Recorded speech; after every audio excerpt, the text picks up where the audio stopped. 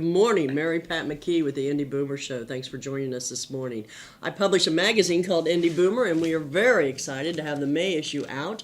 I know you can't see, but that is Donald Davidson on the cover. He's an historian at the racetrack and has been for, 50 years or so.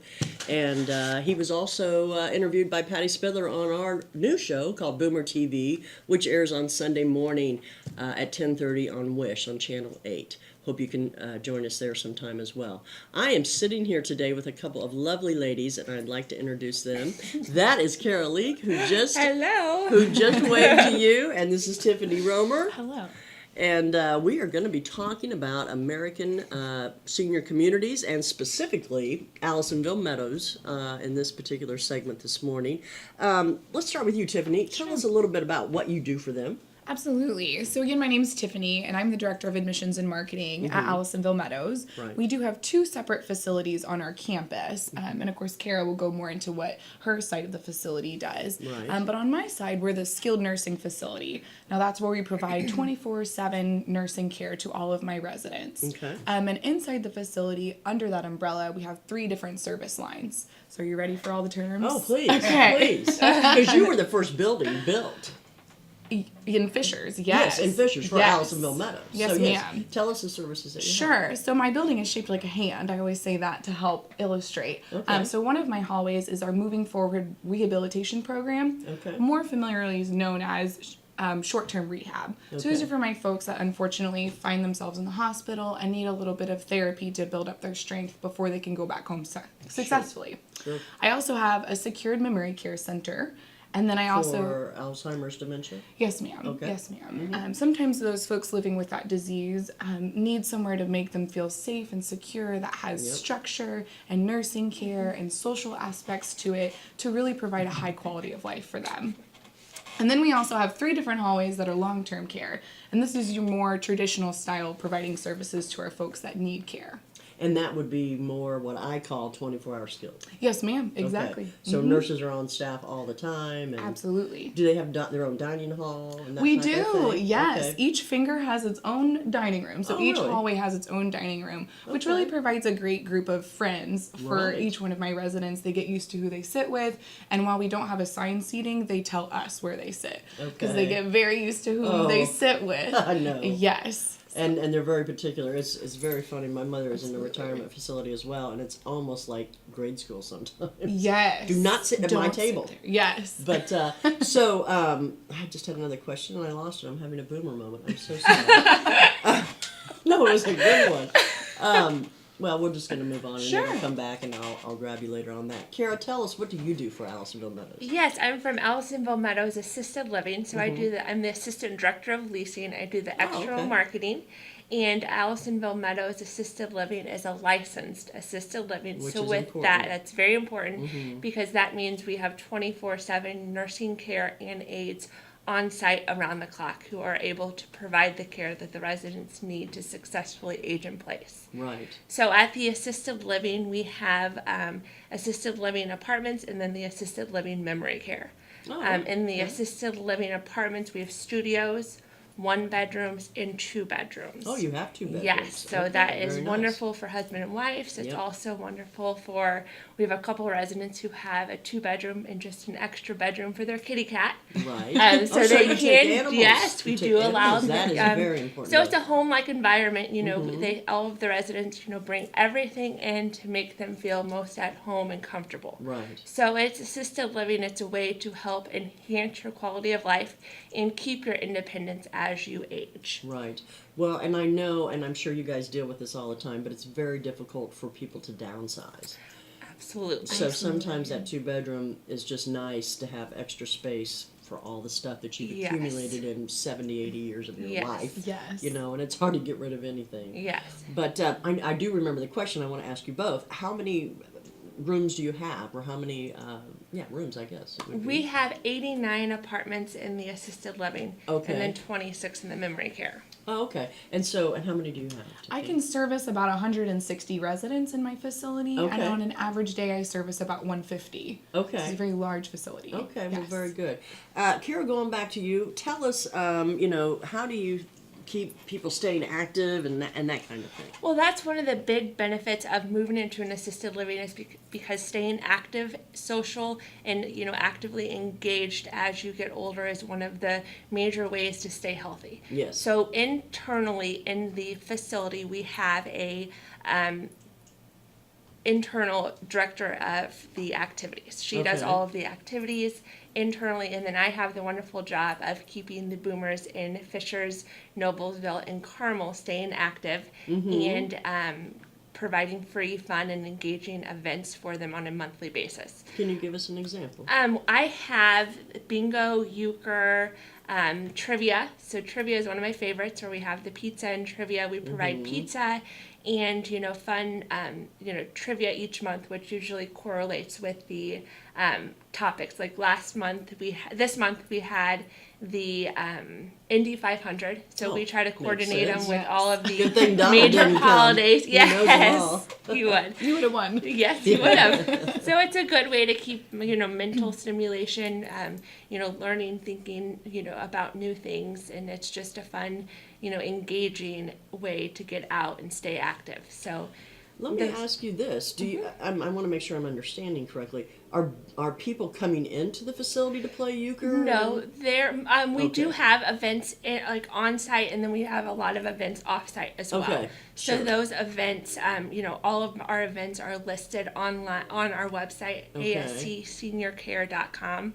And I'm so glad you said that. So what's the phone number too? That it they can is possibly reach us? 317-436-6400. Okay. And that is to the assisted living building. You can call, and we have a receptionist on site from 8 o'clock to 8 o'clock, and she can sign you up for any of those events, or you can reach out to me as well.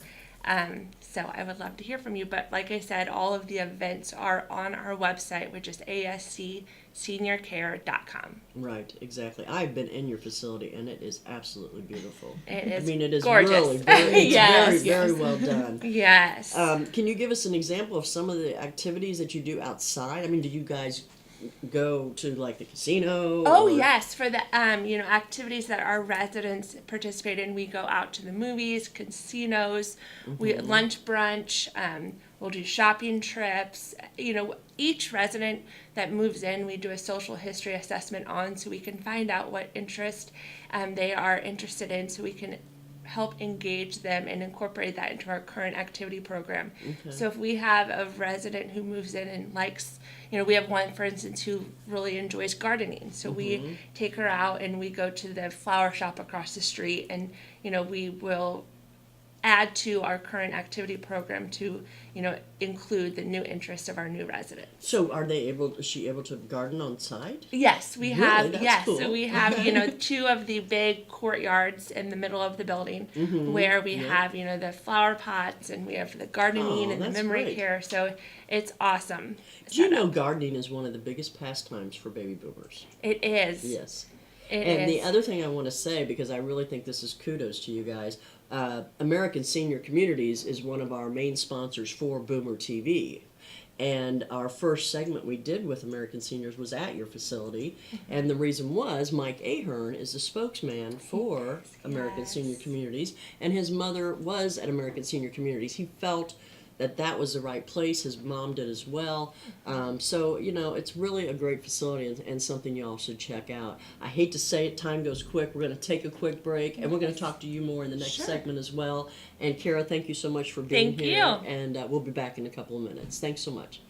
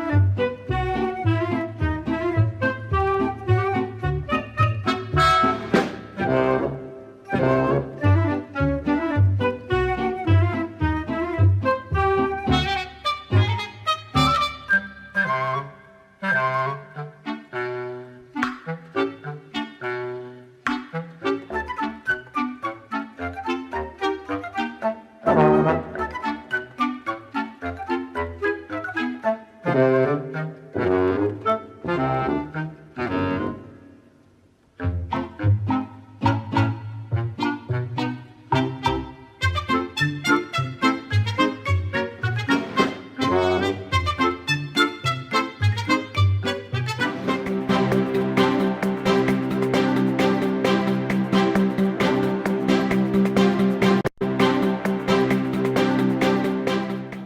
up. We're back.